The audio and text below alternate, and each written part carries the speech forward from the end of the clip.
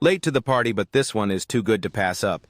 I was once on a U.S. military ship, having breakfast in the wardroom, officer's lounge, when the operations officer, OPS, walks in.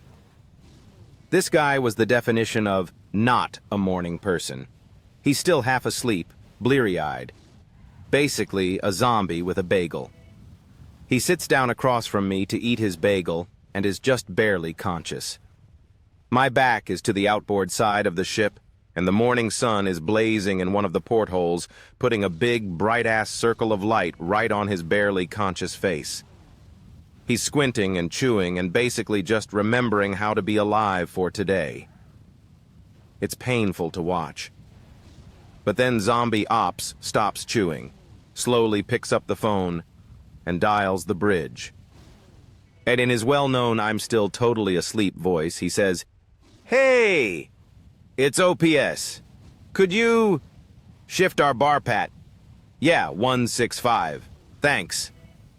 And puts the phone down. And then he just sits there, squinting, waiting. And then, ever so slowly, I realize that that big blazing spot of sun has begun to slide off the zombie's face and onto the wall behind him. After a moment, it clears his face, and he blinks slowly a few times, and the brilliant beauty of what I've just witnessed begins to overwhelm me. By ordering the bridge to adjust the ship's back-and-forth patrol by about 15 degrees, he's changed our course just enough to reposition the sun off of his face.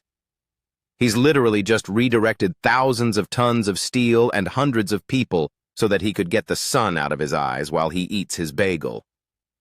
I am in awe. He slowly picks up his bagel, and for a moment I'm terrified at the thought that his own genius may escape him, that he may never appreciate the epic brilliance of his laziness, since he's not going to wake up for another hour.